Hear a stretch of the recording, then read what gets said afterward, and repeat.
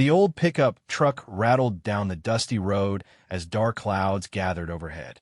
Sarah Chun gripped the steering wheel tighter, her knuckles white against the worn leather. In the back seat, her 6-year-old daughter Emma was drawing in her coloring book, completely unaware of the danger approaching. Sarah had been driving for 3 hours, trying to reach her sister's house in the next town. The radio had been crackling with severe weather warnings all afternoon. Tornado watches, flash flood alerts. She should have stayed home, but Emma had been looking forward to this visit for weeks. The first drops of rain hit the windshield just as Sarah noticed the gas gauge needle pointing dangerously close to empty. Her heart sank. She had been so focused on leaving quickly that she forgot to fill up the tank. The nearest gas station was still 20 miles away, and the storm was getting worse by the minute. Lightning split the sky, followed immediately by a crash of thunder that made Emma look up from her drawings. "Mommy, I'm scared," she whispered, her small voice barely audible over the growing wind. "It's okay, sweetheart," Sarah said, though she didn't feel okay at all. The rain was coming down harder now, making it difficult to see the road ahead. She slowed down, squinting through the windshield wipers that were struggling to keep up with the downpour. That's when she saw the sign, Martinez Ranch, 2 miles. Sarah remembered hearing about the ranch from locals. The owner, Miguel Martinez, was known throughout the county as a fair but private man who kept to himself. People said he was kind to those in need, though few had reason to test that reputation. With no other choice, Sarah turned onto the gravel road leading to the ranch. The truck bounced and lurched over potholes filled with muddy water. Emma clutched her stuffed rabbit closer as they drove through the storm. The ranch house appeared through the rain like a beacon of hope. It was a modest 2-story building with a wide porch and warm lights glowing in the windows. Several outbuildings dotted the property, including a large barn where Sarah could see the silhouettes of horses moving restlessly in their stalls. Sarah pulled the truck up to the front porch and turned off the engine. The sudden silence, broken only by the hammering rain on the roof, felt almost peaceful after the grinding noise of the struggling truck. "Why are we stopping here, Mommy?" Emma asked, looking at the unfamiliar house with wide eyes. "We need help, baby. Our truck is almost out of gas, and this storm is too dangerous to drive in." Sarah unbuckled her seatbelt and looked back at her daughter. "We're going to ask these nice people if we can wait here until the storm passes." Emma nodded solemnly. Even at 6 years old, she understood when something was serious. Sarah opened her door and immediately felt the force of the wind trying to push it shut again.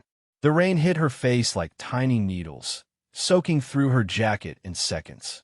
She helped Emma out of the truck, and together they ran toward the covered porch. Before Sarah could knock, the front door opened. A tall man with graying hair and weathered hands stood in the doorway. Miguel Martinez looked to be in his 50s, with kind eyes that took in the situation immediately. "Please, coming out of the rain," he said, stepping aside to let them enter. His voice carried a slight accent that spoke of his Mexican heritage, and his tone was gentle despite his imposing size. Sarah and Emma stepped into the warm entryway, dripping water onto the wooden floor. The house smelled like coffee and something delicious cooking in the kitchen. It felt like a home, not just a house. "I'm so sorry to bother you," Sarah began, pushing her wet hair away from her face. "I'm Sarah Chun, and this is my daughter Emma. Our truck ran out of gas, and with this storm—" "No need to apologize," Miguel said, closing the door against the wind. "I'm Miguel Martinez. You did the right thing stopping here. This storm is nothing to mess around with." Emma peeked out from behind her mother, still clutching her rabbit. Miguel noticed and crouched down to her level, his expression softening even more. "Hello, Emma. That's a beautiful rabbit you have there. What's its name?" "Mr. Hoppy," Emma whispered, her shyness melting a little at his gentle manner. "Mr. Hoppy is very lucky to have someone to keep him safe in the storm," Miguel said with a smile. "Would you and your mom like some hot chocolate while we wait for the weather to clear up?" Emma's eyes lit up, and she looked at her mother for permission. Sarah nodded, grateful beyond words for this stranger's kindness. Miguel led them into a cozy living room where a fire crackled in the stone fireplace. The walls were lined with bookshelves, and comfortable furniture invited them to sit and relax. Family photos were scattered throughout the room, showing Miguel with various people over the years. "Please, make yourselves comfortable," Miguel said. "I'll get that hot chocolate ready." As he left for the kitchen, Sarah sank into a soft armchair while Emma explored the room with curious eyes. She stopped in front of a photo showing Miguel with a young girl who looked to be about her age. "Mommy, who is this?" Emma asked, pointing at the picture. Sarah looked at the photo and felt a pang of sadness. The little girl had the same gentle eyes as Miguel, and they were clearly related. But there was something about the photo that seemed frozen in time, as if it captured a moment that couldn't be repeated. Miguel returned with a tray holding 3 steaming mugs and a plate of homemade cookies. He noticed Emma looking at the photograph and paused for a moment before setting the tray down. "That's my daughter, Isabella," he said quietly. "She would have been about your age, Emma." "Where is she now?" Emma asked with the innocent curiosity of a child. Miguel's expression grew distant, and Sarah quickly stepped in. "Emma, sweetie, why don't you come try these cookies? They look delicious." But Miguel held up a gentle hand. "It's okay. She was taken from me 5 years ago. Not by death, but by someone who thought they had more right to her than I did." Sarah felt her heart clench. She could hear the pain in Miguel's voice, even as he tried to keep it steady for Emma's sake. "I'm so sorry," Sarah said softly. "I can't imagine." Miguel shook his head. "You don't need to be sorry. These things happen. But I never stopped hoping that someday, somehow, I might see her again." Emma, sensing the sadness in the room, walked over to Miguel and offered him her stuffed rabbit. "Mr. Hoppy always makes me feel better when I'm sad. You can hold him if you want." Miguel's eyes filled with unshed tears as he gently took the offered toy. "Thank you, Emma. That's very kind of you." Outside, the storm raged on with increasing fury. The wind howled around the house, rattling windows and sending debris flying across the yard. But inside, a different kind of storm was brewing, one that would change all their lives forever. The phone rang, breaking the peaceful moment. Miguel excused himself to answer it, and Sarah could hear his voice from the kitchen, though she couldn't make out the words. When he returned, his face was grave. "That was the sheriff," Miguel said, his voice tight with tension. "There's been an accident on the main road. A car went off the bridge into the creek. They're asking for volunteers to help with the rescue." Sarah felt her blood run cold. "Was anyone hurt?" "They don't know yet. The car is partially submerged, and they can't see inside. The rescue team is having trouble getting there because of the flooding." Miguel was already moving toward the closet where he kept his rain gear. "I have to go help. I know that creek better than anyone, and I have equipment that might be useful." "Is it dangerous?" Sarah asked, though she already knew the answer. Miguel paused and pulling on his heavy coat. "Everything's dangerous tonight, but someone might be trapped in that car, and I can't live with myself if I don't try to help." Emma tugged on her mother's sleeve. "Mommy, is he going to be okay?" Sarah looked at Miguel, this stranger who had already shown them such kindness. She could see the determination in his eyes, the same quality that probably made him a good rancher and a good father. But she could also see the risk he was taking. "He's going to be very careful," Sarah told Emma, though she wasn't sure she believed it herself. Miguel knelt down beside Emma again. "I want you and your mom to stay here where it's safe. There's plenty of food in the kitchen, and the guest room upstairs has clean sheets if you need a rest. I'll be back as soon as I can." "Promise?" Emma asked, her small hand reaching out to touch his arm. Miguel smiled, though worry lines creased his forehead. "I promise I'll do my best to come back safely." He stood and looked at Sarah. "There's a landline phone in the kitchen if you need to call anyone. The power might go out, but the phone should still work. If anything happens, if you feel unsafe, call the sheriff's office. The number is on the refrigerator." Sarah nodded, feeling the weight of responsibility for her daughter and gratitude for Miguel's trust. "We'll be fine. Please be careful out there." Miguel grabbed a flashlight and a coil of rope from the closet. At the door, he paused and looked back at them one more time. Emma waved at him with Mr. Hoppy's paw, and Miguel's face softened into a real smile. "Take care of each other," he said, and then he was gone into the storm. The house felt different without Miguel's presence. Larger somehow, and quieter despite the raging wind outside. Sarah moved to the window and watched his truck's taillights disappear into the darkness, swallowed up by rain and night. Emma came to stand beside her mother, pressing her face against the glass. "Will he really come back, Mommy?" Sarah put her arm around her daughter's small shoulders. "I hope so, sweetheart. I really hope so." As the hours passed, Sarah and Emma tried to distract themselves. They read books from Miguel's extensive collection, played simple games, and Emma even took a short nap on the comfortable couch. But Sarah couldn't shake the feeling that something was wrong. The storm showed no signs of letting up. If anything, it seemed to be getting worse. The lights flickered several times, and Sarah found herself listening for the sound of Miguel's truck returning. But all she heard was wind, rain, and the occasional crack of thunder. It was past midnight when the phone finally rang. Sarah jumped, her heart racing as she hurried to answer it. "Hello. Is this the Martinez Ranch?" The voice belonged to a woman, and she sounded upset. "Yes, but Mr. Martinez isn't here right now. Can I take a message?" There was a pause, and then the woman spoke again, her voice breaking with emotion. "This is Deputy Rebecca Lawson with the Sheriff's Department. I'm calling about the rescue operation tonight." Sarah's grip tightened on the phone. "What about it? Is Miguel okay?" Another pause, longer this time.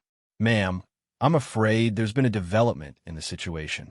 We're going to need Mr. Martinez to return to the scene as soon as possible. But first, I need to ask you something important. Are there any children at the ranch with you tonight?" The question sent a chill down Sarah's spine. "Yes, my daughter is here with me." "Why?" "Ma'am, I need you to listen carefully. The car that went into the creek, when we finally got it out, we found two people inside, a man and a little girl. The man didn't make it, but the girl is alive." Sarah's legs felt weak, and she gripped the kitchen counter for support. "That's terrible, but I don't understand why you're asking about children here." Deputy Lawson's voice was gentle but firm. The little girl, when she was conscious enough to speak, she kept asking for her daddy. She described him perfectly, a tall man with graying hair who lives on a ranch and raises horses. "Ma'am, we think this child might be Miguel's daughter, the one who was taken from him 5 years ago." The phone nearly slipped from Sarah's hand. She looked toward the living room, where Emma was sleeping peacefully on the couch, unaware of the drama unfolding around her. "Are you sure?" Sarah whispered. "We're not sure of anything yet. The girl is in rough shape, and she's been through a terrible trauma. But she keeps calling for someone named Papa Miguel, and the description matches.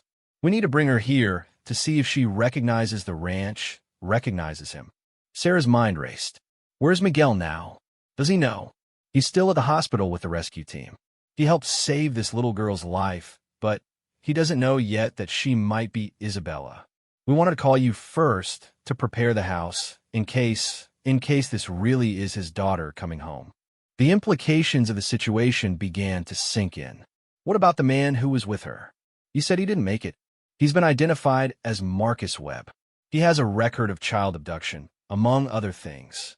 It looks like he was trying to flee the state when the accident happened." Sarah felt sick. A little girl had been living with her kidnapper for 5 years, and now she was alone and frightened in a hospital room, asking for the father she'd been stolen from. "What do you need me to do?" Sarah asked. "We're bringing her here in about an hour, weather permitting. Miguel is on his way back now. Can you prepare a room for her? And, ma'am, this little girl has been through something no child should ever experience. She's going to be scared and confused. If this really is Isabella, she might not even remember this place clearly." After Sarah hung up the phone, she stood in the quiet kitchen for several long minutes, trying to process what she'd just learned. The storm outside seemed less important now, overshadowed by the human drama unfolding. She looked again at Emma, still sleeping peacefully in the living room. Her daughter had been safe and loved every day of her life. But somewhere in a hospital room, another little girl was waking up to a world turned upside down, possibly about to be reunited with a father she might not even remember. Sarah began preparing the guest room upstairs, changing the sheets, and making sure there were clean towels and warm blankets. She didn't know what else to do, but keeping busy helped calm her nerves. As she worked, she heard the sound of a truck pulling up outside. Miguel was home. The front door opened, and Miguel stepped inside, soaked through and exhausted. His clothes were muddy, his face drawn with fatigue and worry. When he saw Sarah coming down the stairs, he managed a tired smile. "How's Emma?" he asked quietly. "She's fine. She's been sleeping on the couch." Sarah paused at the bottom of the stairs, not sure how to begin explaining what had happened while he was gone. Miguel noticed her expression, and his smile faded. "What is it? What's wrong?" Before Sarah could answer, headlights swept across the front windows. A sheriff's department vehicle was pulling up the driveway, followed by what looked like a social services van. Miguel looked from the approaching vehicles to Sarah's face, and understanding dawned in his eyes. "The little girl we rescued. They said her name was Isabella, but I couldn't let myself hope." "Miguel," Sarah said softly, "they think it might really be her. Your Isabella. She's been asking for her Papa Miguel." Miguel's knees buckled, and he had to grip the doorframe for support.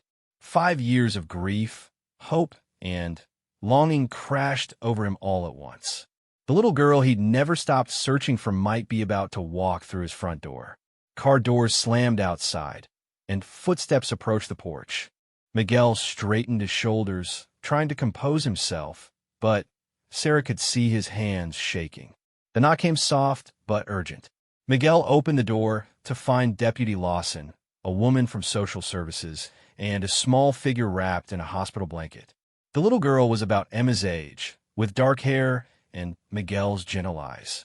She was thin and pale, with the hollow look of someone who had seen too much. When she looked up and saw Miguel's face, the girl's eyes went wide. For a long moment, nobody moved or spoke. Then, in a voice barely above a whisper, she said, "Papa." Miguel dropped to his knees, tears streaming down his face. "Isabella? Mi amor, is it really you?" The little girl took a tentative step forward, then another. Suddenly, she was running into Miguel's arms, clinging to him as if she were afraid he might disappear again. "I knew you would find me," she sobbed against his chest. "I knew you would never stop looking for me." "Never," Miguel whispered, holding her tight. "I will never stop protecting you. You're home now, mi pequeña. You're finally home." The reunion between Miguel and Isabella was both beautiful and heartbreaking to witness. Sarah watched from the stairs as father and daughter held each other, 5 years of separation melting away in that single moment. Deputy Lawson and the social worker exchanged glances, clearly moved by what they were seeing. Emma had woken up from the commotion and was peeking around the corner, curious about the new arrival. Her sleepy eyes took in the scene with the innocent confusion of a child who didn't understand the magnitude of what was happening. "Mommy," Emma whispered, tugging on Sarah's pajama pants. "Who is that girl?" Sarah knelt down beside her daughter, struggling to find the right words. "That's Isabella. This is her daddy, and they haven't seen each other for a very long time." Emma watched as Miguel stroked Isabella's hair and whispered soft words in Spanish. Even at 6 years old, she could sense the deep emotion in the room. Deputy Lawson cleared her throat gently. "Mr. Martinez, I hate to interrupt, but we need to discuss some important matters. Isabella is going to need medical attention, and there are legal procedures we have to follow." Miguel looked up, still holding his daughter close. His face showed a mixture of joy and fierce protectiveness. "What kind of procedures?" "Well, first, Isabella needs to be examined by a doctor to make sure she's physically okay. Then, we'll need to verify her identity officially, though it's pretty clear who she is. After that, there will be paperwork to restore your parental rights." The social worker, A kind-faced woman named Mrs. Rodriguez stepped forward. The most important thing right now is Isabella's well-being. She's been through a terrible trauma, and she's going to need time to readjust. Isabella hadn't let go of her father since the moment she recognized him. She seemed smaller than Emma, even though they were roughly the same age. Her clothes were too big for her thin frame, and there were dark circles under her eyes that spoke of sleepless nights and constant fear. "I don't want to leave again," Isabella whispered against Miguel's chest. "Please don't make me leave." "Nobody is going to take you away from me," Miguel said firmly, his voice thick with emotion. "I promise you that." Mrs. Rodriguez's expression was gentle but cautious. "Mr. Martinez, I understand your feelings, but we do need to follow proper channels. Isabella will need to stay in temporary care until we can complete the necessary evaluations and paperwork." "No." Miguel's voice was quiet but absolute. "She stays here with me, tonight and every night from now on." "Sir, I understand this is difficult, but she's my daughter," Miguel interrupted, standing up with Isabella still in his arms. "She was stolen from me 5 years ago, and I've been searching for her ever since. She's traumatized and scared, and the last thing she needs is to be separated from me again." Deputy Lawson held up her hands in a peacekeeping gesture. "Let's all take a deep breath here. Miguel, Mrs. Rodriguez is just doing her job. But, given the circumstances, I think we can make some accommodations." Sarah watched the tense exchange while Emma pressed closer to her side. This should have been a simple, happy ending. Father and daughter reunited. But the real world was complicated, full of rules and procedures that didn't always account for human emotion. What if someone stayed here to supervise? Sarah found herself saying, "I could stay with Emma for a few days, just to make sure everything is proper and above board." Everyone turned to look at her. Sarah felt a flush of embarrassment, but continued, "I mean, if that would help satisfy the requirements. Isabella needs to be with her father, but if the state needs someone to observe the situation." Mrs. Rodriguez considered this. "Are you a licensed caregiver, Miss Chun?" "No, but I'm a mother, and I've seen how much this man loves his daughter." Sarah looked at Miguel and Isabella, still clinging to each other. Sometimes love is more important than paperwork. Emma tugged on her mother's hand. "Mommy, can we stay here? I like Mr. Miguel, and I want to play with Isabella." Deputy Lawson made a decision. "I'll call my supervisor in the morning.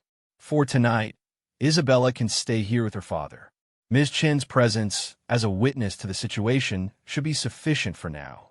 Mrs. Rodriguez looked like she wanted to protest, but she saw the exhaustion and fear in Isabella's face and softened. "All right, but I'll be back tomorrow morning to check on things. And Isabella will need to see a doctor within 48 hours. Whatever it takes," Miguel said gratefully. "Thank you for understanding." After the officials left, the house settled into an unusual quiet. The storm outside was finally beginning to weaken, though rain still drummed against the windows. Miguel carried Isabella to the couch, where she curled up beside him, unwilling to let him out of her sight. Emma approached cautiously, her natural friendliness warring with shyness. "Hi," she said simply to Isabella. "I'm Emma. Do you want to see my rabbit?" Isabella looked at Emma with curious eyes, but didn't respond right away. Miguel gently encouraged her. "Emma and her mama helped me tonight. They're good friends. I thought I was dreaming when I saw you," Isabella whispered to her father. "In the car, when the water was coming in, I kept calling for you. Marcus said you didn't want me anymore. That's why you never came to find me." Miguel's jaw clenched at the mention of the kidnapper's name. "That man lied to you, mi amor. I never stopped looking for you. Every day, for 5 years, I searched. The police searched. We never gave up hope." Sarah felt tears prick her eyes as she listened to the conversation. She couldn't imagine the horror of having her child stolen, or the psychological manipulation that Isabella had endured. Emma, with the resilience of childhood, had settled on the floor near the couch and was showing Isabella her coloring books. "Do you like to draw?" I have extra crayons if you want to use them. Isabella watched Emma with fascination, as if she'd forgotten what it was like to interact with another child in a normal, safe environment. Slowly, she slid down from the couch to sit beside Emma on the floor. I used to draw, Isabella said quietly, before, but Marcus didn't like it when I made messes. Emma frowned at this information. Drawing isn't messy. It's fun. Look, you can color inside the lines or outside. It doesn't matter. As the two girls began to color together, Sarah and Miguel found themselves watching with a mixture of hope and worry. Emma's innocent acceptance was helping draw Isabella out of her shell, but it was clear that the rescued child had a long road to recovery ahead of her. She's been through so much, Miguel said quietly to Sarah. I could see in her eyes. She's afraid of everything. But she's strong, Sarah observed. She survived 5 years with that monster, and she never stopped believing you would find her. That takes incredible strength. Miguel nodded, his eyes never leaving his daughter. I don't know how to help her heal from this. I don't know anything about dealing with trauma. One day at a time, Sarah suggested. Love her, be patient with her, and get professional help when you need it. You don't have to figure it all out tonight. As the hours passed, both children eventually fell asleep on the living room floor, surrounded by coloring books and crayons. Emma was curled up with Mr. Hoppy, while Isabella clutched a small stuffed horse that she'd apparently been carrying since the accident. Sarah helped Miguel carefully move the girls to the couch, covering them with soft blankets. In sleep, Isabella looked even younger and more vulnerable. The stress lines around her eyes had smoothed away, and for the first time since arriving, she looked peaceful. I can't sleep, Miguel confessed as they stood watching the children. I keep thinking this is a dream, and I'll wake up tomorrow with her gone again. Sarah understood that feeling. When Emma was a baby, I used to check on her constantly at night, just to make sure she was still breathing. The love and worry that comes with being a parent is overwhelming sometimes. Miguel smiled at this. You're a good mother. I can see it in how Emma trusts you, how confident she is. You've given her a secure foundation, and you're going to give that to Isabella too. It might take time, but you will. They sat in the kitchen, talking quietly over cups of coffee, taking turns checking on the sleeping children. Miguel told Sarah about the 5 years of searching, the false leads, the hope that turned to despair, and back to hope again. Sarah shared stories about raising Emma alone after her husband's death, the challenges of single parenthood, the fierce love that made every sacrifice worthwhile. It's strange, Miguel mused. If your truck hadn't run out of gas, if you hadn't come here tonight, I might not have been home when they brought Isabella here. Everything might have been different. Maybe some things are meant to happen, Sarah suggested. Maybe we were all supposed to be here tonight. As dawn broke, the storm finally ended. Sunlight streamed through the windows, illuminating the peaceful scene of two children sleeping safely together. But the calm was short-lived. A car pulled up outside, and through the window, Sarah could see Mrs. Rodriguez getting out, along with another woman in a business suit. Miguel tensed immediately. They're here early, he said, his voice tight with worry. The knock on the door came just as Isabella began to stir.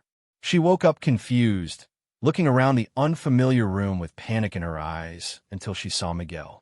Papa, she called out, her voice small and frightened. I'm here, mi amor. Everything is okay. But Isabella could sense the tension in the air. When Mrs. Rodriguez and the other woman entered the house, Isabella immediately moved behind Miguel, fear replacing the peace that sleep had brought her. Mr. Martinez, the woman in the suit, said, I'm Dr. Patricia Williams, a child psychologist with the state. We need to talk about Isabella's situation. Emma was awake now too, confused by all the serious adult faces around her. Sarah quickly moved to her daughter's side, sensing that something important was about to happen. Isabella, Dr. Williams said gently, crouching down to the child's level. I'm here to help figure out what's best for you. Can we talk for a few minutes? Isabella shook her head and pressed closer to Miguel. I want to stay with my papa. I know you do, sweetie. But there's some things we need to understand about what happened to you. Can you tell me about the man who was taking care of you?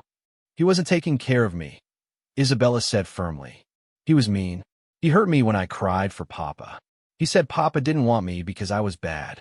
Miguel's hands clenched into fists, but he kept his voice gentle for his daughter's sake. You were never bad, Isabella. I wanted you every single day you were gone. Dr. Williams was taking notes, her expression growing more concerned with each detail Isabella reluctantly shared. The picture that emerged was one of psychological abuse, isolation, and constant fear.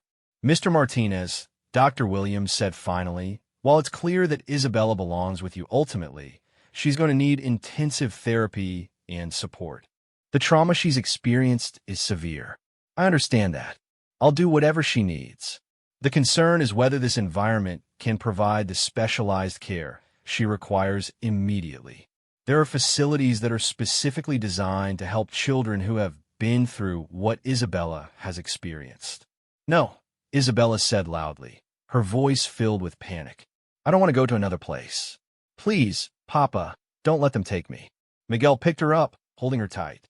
No one is taking you anywhere you don't want to go. But Dr. Williams wasn't finished. Mr. Martinez, I need to be frank with you. Isabella requires constant supervision and specialized care. Are you prepared to handle night terrors, panic attacks, possible aggressive behavior?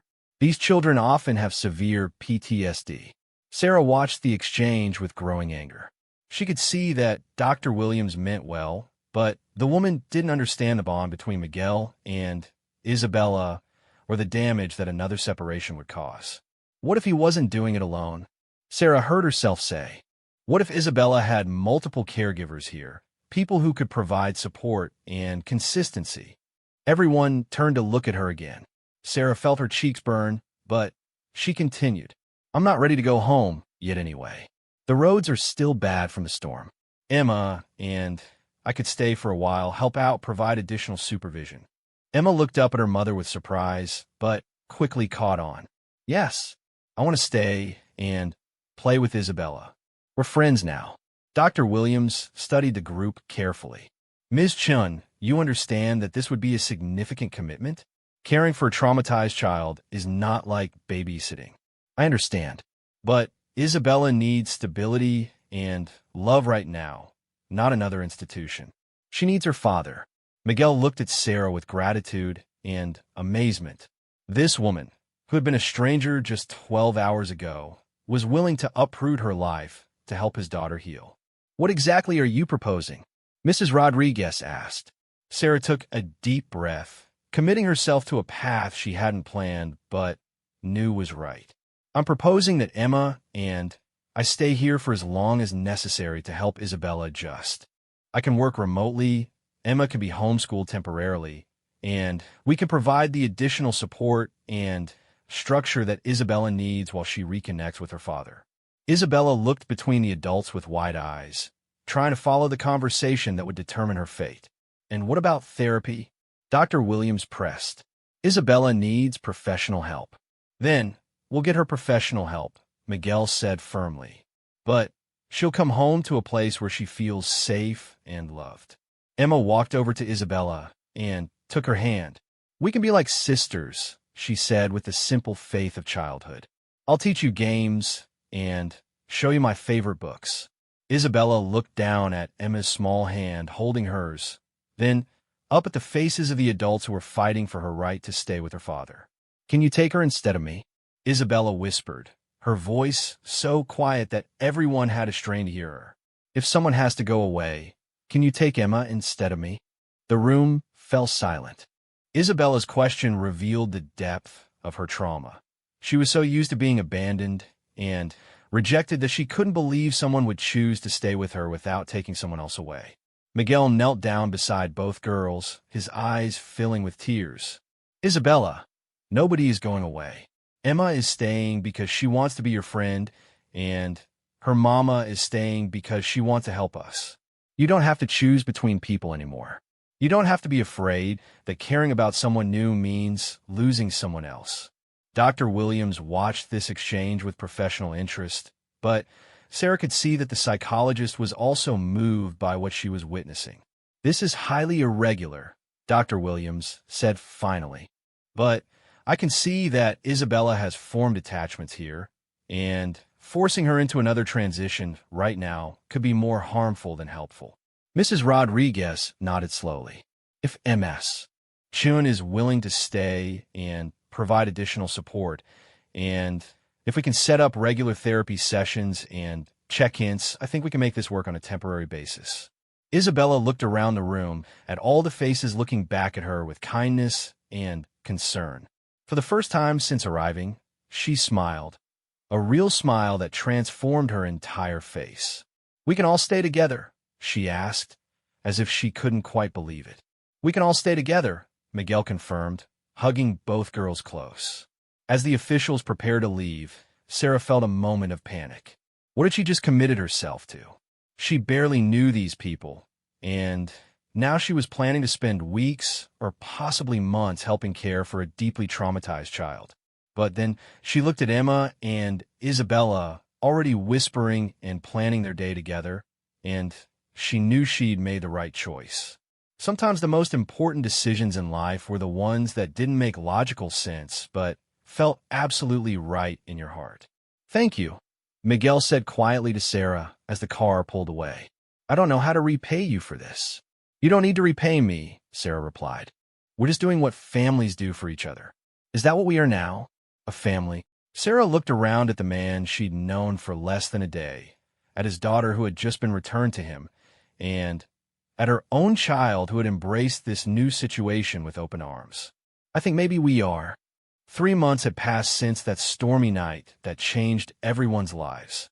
The ranch house that had once echoed with Miguel's solitary footsteps now buzzed with the energy of a real family. Children's laughter filled the rooms, and the walls that had displayed only memories now showcased new photos of birthday parties, horseback riding lessons, and quiet moments of healing. Isabella's recovery had been neither quick nor easy, but it had been steady. The night terrors that once woke the entire household had become less frequent. The panic attacks that struck when someone raised their voice or moved too quickly were now manageable, with breathing exercises and gentle reassurance. Most importantly, the hollow look in her eyes had been replaced by the spark of a child who was learning to trust again. Sarah had initially planned to stay for 2 weeks, just until Isabella was settled. But 2 weeks became a month, then 2 months, and now here they were, creating something none of them had expected, a blended family born from crisis but sustained by love. The morning routine had become as natural as breathing. Miguel would wake before dawn to tend to the animals, while Sarah prepared breakfast for the girls. Emma and Isabella would stumble downstairs together, their hair messy from sleep, chattering about their plans for the day. Isabella still stayed close to Miguel whenever possible, but she no longer panicked when he left the room. "Papa, can we ride Estrella today?" Isabella asked over a bowl of oatmeal. She had gained weight since arriving, and her cheeks now held a healthy pink color. "If you finish your schoolwork with Miss Sarah, we can take both horses out after lunch," Miguel promised. He had legally changed his name back to Isabella's emergency contact and guardian 3 weeks ago, but they were still working through the maze of paperwork required to fully restore his parental rights. Emma bounced in her chair excitedly. "Can I ride Pepper again? I'm getting really good at holding the reins." Sarah smiled as she watched the girls plan their afternoon adventure. The arrangement that had started as temporary help had evolved into something much deeper. She found herself loving the rhythm of ranch life, the way every day brought new challenges and small victories. Dr. Williams visited once a week for Isabella's therapy sessions, and she had been amazed at the child's progress. "The stability you've provided here has been crucial," she had told Miguel and Sarah just last week. "Isabella feels safe, and that's allowing her to process her trauma in a healthy way." The therapy sessions weren't easy. Isabella had to relive painful memories and work through years of conditioning that had taught her she was unwanted and unloved. But she faced each session with courage that amazed the adults around her, and she always returned home to the ranch where she knew she belonged. Emma had proven to be an unexpected therapeutic presence for Isabella. Her cheerful acceptance and natural empathy helped Isabella remember what it felt like to be a normal child. They played games, shared secrets, and slowly became real sisters in every way that mattered. "I'm going to check on a new calf," Miguel announced, finishing his coffee. "The vet will be here this afternoon to examine her." "Is she sick?" Isabella asked with immediate concern. Her compassion for animals had emerged as one of her strongest traits, and she worried about every creature on the ranch. "No, mi amor. She's just very young, and we want to make sure she's growing properly." Miguel kissed the top of her head, a gesture that had become as natural as breathing. "Maybe you can help me feed her later." After Miguel left for the barn, Sarah supervised the girls' morning lessons. She had obtained permission to homeschool both children temporarily, recognizing that Isabella needed time before she would be ready for the social challenges of a traditional classroom. The lessons took place at the big kitchen table, with math workbooks spread between coloring supplies and craft projects. Isabella was remarkably bright, but her education had been neglected during her years with her captor. Sarah worked patiently to fill in the gaps, while encouraging Isabella's natural curiosity. "Look, Emma," Isabella said excitedly, holding up her math worksheet. "I got all the multiplication problems right." Emma leaned over to examine her sister's work with the seriousness of a teacher. "That's really good. Those are hard ones." Sarah felt a warm glow of pride watching the girls support each other. Isabella's confidence was growing every day, and Emma was learning patience and empathy beyond her years. The morning peace was interrupted by the sound of a car coming up the gravel driveway. Through the window, Sarah could see an unfamiliar sedan approaching the house. Both girls immediately moved closer to Sarah, a defensive instinct that Isabella had passed on to Emma. "Who is that, Mama Sarah?" Isabella asked. It had taken her weeks to feel comfortable calling Sarah anything other than Ms. Chun, but the transition to Mama Sarah had felt natural to everyone. Sarah peered out the window, trying to identify the visitors. "I'm not sure, sweetheart. Let's go see." The car door opened, and an elderly woman stepped out, followed by a middle-aged man in a business suit. Something about their serious expressions made Sarah's stomach tighten with worry. Miguel appeared from the direction of the barn, his face curious but cautious as he approached the strangers. Sarah could see him assessing the situation, his protective instincts alert. "Mr. Martinez," the woman called out. "I'm Patricia Martinez Rodriguez. I believe we're related." Miguel stopped walking, his face going pale. Sarah had heard him mention his late wife's family, relatives who had disappeared from his life after the divorce and custody battle that had preceded Isabella's kidnapping. "You're Elena's aunt," Miguel said slowly. "I remember you from the court proceedings." "Yes, and this is my attorney, Mr. Brennan. We need to discuss Isabella's situation." Sarah felt the blood drain from her face. Isabella pressed closer to her side, sensing the tension even if she didn't understand its source. Miguel's expression hardened. "What about Isabella's situation?" Patricia stepped closer, her voice taking on an authoritative tone. "Miguel, we appreciate everything you've done to help with Isabella's recovery. But the truth is you lost custody of her 5 years ago for good reason. The court determined that you were an unfit parent." "The court was wrong," Miguel said firmly, "and Isabella was kidnapped before the final custody hearing could take place. Nevertheless, the original ruling stands. Isabella belongs with family who can provide proper care and a stable environment." Sarah watched in horror as the conversation unfolded. She had never heard the full details of Isabella's custody case, but it was clear that there were complications Miguel hadn't shared. "I am her family," Miguel said, his voice rising with emotion. "I'm her father." The attorney stepped forward, pulling papers from his briefcase. "Mr. Martinez, we have documentation showing that the original custody award went to Mrs. Martinez Rodriguez. When Isabella disappeared, those rights were never legally transferred back to you." Isabella, who had been listening with growing fear, suddenly broke away from Sarah and ran to Miguel. "Papa, what are they saying? Are they trying to take me away again?" Miguel immediately wrapped his arms around his daughter, his face fierce with protective love. "No one is taking you anywhere you don't want to go." But Patricia wasn't finished. "Isabella, dear, you don't remember me, but I'm your great-aunt Patricia. I knew your mother before she died. I can give you a stable home with proper schooling and resources that your father simply can't provide." "I don't want to go with you," Isabella said firmly, her voice stronger than anyone had heard it since her return. "I want to stay with Papa and Mama Sarah and Emma." "Sweetheart, you've been through a terrible trauma. You're not thinking clearly about what's best for your future." Sarah had heard enough. She stepped forward, placing herself between Patricia and the family. "Excuse me, but who exactly are you to determine what's best for this child? Where were you for the 5 years she was missing?" Patricia's eyes flashed with anger. "And who are you to interfere in family matters? You're just some stranger who happened to be here at the right time." "I'm the woman who has been helping Isabella heal from the trauma your family's fighting caused in the first place," Sarah shot back.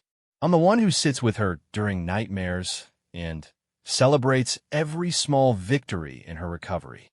The attorney cleared his throat. "Ms. Chun, while your involvement is appreciated, the legal facts remain. Mrs. Martinez-Rodriguez has standing to petition for custody, and given Mr. Martinez's previous issues." "What previous issues?" Sarah demanded, looking at Miguel for answers. Miguel's face flushed with shame and anger. 5 years ago, I was going through a very dark time after Elena's death. I was drinking too much, neglecting my responsibilities. The court decided I was unfit to care for Isabella alone. "But you're not that person anymore," Emma said suddenly, her young voice cutting through the tension. "You take good care of all of us." "From the mouths of babes," Sarah murmured, then turned back to Patricia. "People change, Mrs. Martinez-Rodriguez. Miguel is not the same man he was 5 years ago. Isabella needs her father, not another disruption to her life." "The courts will decide what Isabella needs," the attorney said coldly. "We'll be filing papers tomorrow morning." After the unwelcome visitors left, the family gathered in the living room, trying to process what had just happened. Isabella sat curled against Miguel's side, while Emma leaned against Sarah, both girls sensing that their newfound happiness was being threatened. "Papa, you won't let them take me away, will you?" Isabella asked, her voice small and frightened. "I will fight for you with everything I have," Miguel promised. "But I need you to understand that this might be a difficult battle. The law doesn't always do what's right." Sarah watched Miguel struggle with his fear and guilt, and she made a decision that surprised even her. "Then, we make sure the law does what's right this time." "What do you mean?" Miguel asked. "I mean, we fight this together. All of us." Sarah took a deep breath. "Miguel, I want to marry you." The room fell silent except for the ticking of the grandfather clock. Emma's eyes widened with surprise and delight, while Isabella looked confused by the sudden turn in conversation. "Sarah," Miguel said carefully, "you don't have to do this. I won't let you sacrifice yourself for our legal problems." "I'm not sacrificing anything," Sarah said firmly. "I love you. I love Isabella. I love the life we've built here together. I was just too scared to admit it before now." Emma bounced excitedly. "Does this mean we get to stay forever? And Isabella will really be my sister?" "If that's what everyone wants," Sarah said, looking at Miguel and Isabella with hope and nervousness in her eyes. Isabella sat up straighter, her face lighting up with the first real joy she'd shown all day. "You want to be my mama?" "Really and truly, Sarah confirmed. "If you'll have me." Miguel stood up and crossed the room to take Sarah's hands in his. "Are you sure about this? Marriage is a big step, and we've only known each other for 3 months." Sarah smiled at the man who had become the center of her world without her even realizing it. "Miguel, I've learned more about love and family in these 3 months than in my entire life before." "I'm sure." "Then yes," Miguel said, his voice thick with emotion. "Yes, I want to marry you. I want us to be a real family." The girls cheered and hugged each other, their earlier fear forgotten in the excitement of this new development. But Sarah and Miguel both knew that marriage alone wouldn't solve their legal problems. They would still have to face Patricia's custody challenge, still have to prove that their unconventional family was the best place for Isabella. Over the next few weeks, they threw themselves into preparation for the court battle. Miguel found the best family attorney in the county, a woman named Jennifer Santos, who specialized in custody cases involving trauma survivors. Sarah worked to document Isabella's progress and the stability of their home environment. The girls, sensing the adult stress, were extra well-behaved and helpful. The wedding took place on a quiet Thursday morning at the courthouse, with only the children and their attorney as witnesses. It wasn't the romantic ceremony Sarah had once dreamed of, but it was perfect for their unique situation. Miguel wore his best shirt and tie. Sarah chose a simple blue dress, and the girls wore matching ribbons in their hair. "Do you, Miguel Martinez, take Sarah Chun to be your lawfully wedded wife?" the judge asked. "I do," Miguel said, looking into Sarah's eyes with such love that she felt tears threatening. "And do you, Sarah Chun, take Miguel Martinez to be your lawfully wedded husband?" "I do," Sarah said firmly, meaning it with every fiber of her being. When the judge pronounced them husband and wife, Isabella and Emma cheered so loudly that the court clerk had to shush them. The kiss that sealed their union was sweet and filled with promise for the future they would build together. The custody hearing was scheduled for the following month, and the weeks leading up to it were filled with tension and preparation. Dr. Williams provided detailed reports about Isabella's progress and her strong attachment to Miguel and Sarah. Teachers who had worked with both girls wrote letters about the positive home environment they had observed.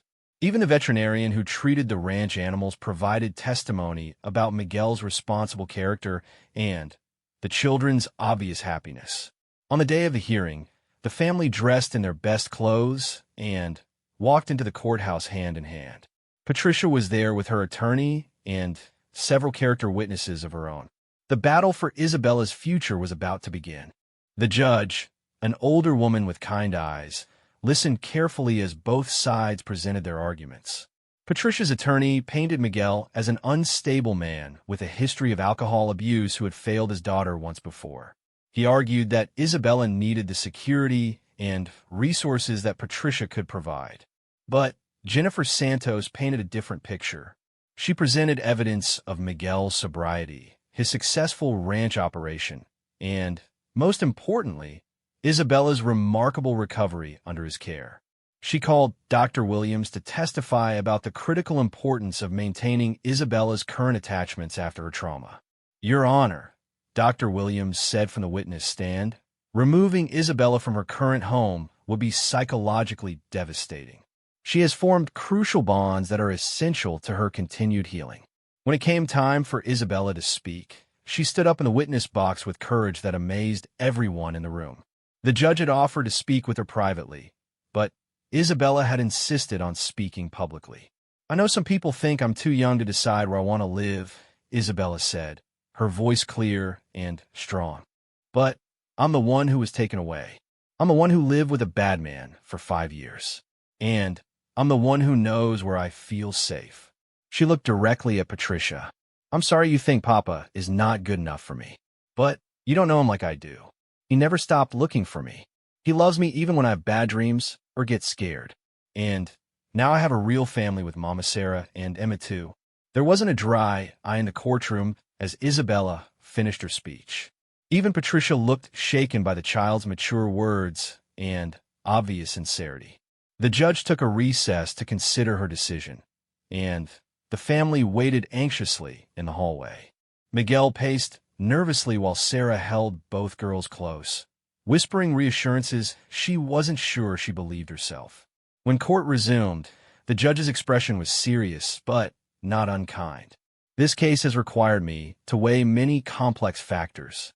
The original custody ruling was based on Mr. Martinez's condition 5 years ago, which by all accounts has changed dramatically. The testimony of professionals who have worked with this family is overwhelmingly positive." Sarah held her breath, afraid to hope. Most importantly, the judge continued, Isabella herself has made her wishes clear in a mature and thoughtful way. While children cannot always choose their living situations, this court must consider what is truly in Isabella's best interests. The judge looked directly at Isabella, who sat between Miguel and Sarah with her hands clasped tightly in her lap. Isabella, you have shown remarkable strength and wisdom throughout this process. It is the opinion of this court that your recovery and continued well-being are best served by remaining in your current home with your father and stepmother. The courtroom erupted in quiet celebration as the family embraced each other with tears of joy. Patricia looked disappointed, but not entirely surprised by the ruling. Even her attorney seemed to recognize that they had been fighting against the obvious truth that Isabella belonged with the people who loved her most. As they walked out of the courthouse into the bright afternoon sunshine, Isabella took Miguel's hand on one side and Sarah's on the other. Emma skipped beside them, chattering excitedly about celebrating with ice cream. Is it really over? Isabella asked. Can we go home now and stay there forever? Miguel knelt down to look his daughter in the eyes. Yes, mi amor. We can go home and stay there forever. No one will ever take you away from us again. Good, Isabella said with satisfaction, because I have a lot of horses to train, and Emma needs to learn how to milk a cow, and Mama Sarah promised to teach me how to make her special cookies. Sarah laughed through her tears. We have all the time in the world for everything. As they drove home to the ranch, Sarah reflected on the journey that had brought them all together.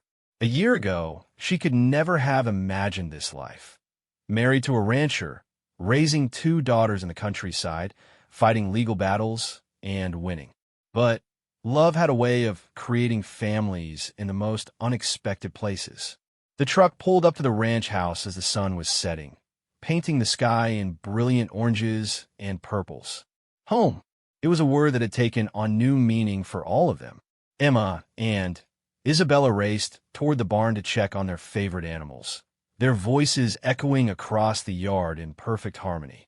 Miguel and Sarah stood together watching their daughters, their hands intertwined, their hearts full. Do you ever regret it? Miguel asked quietly, giving up your old life for this chaos.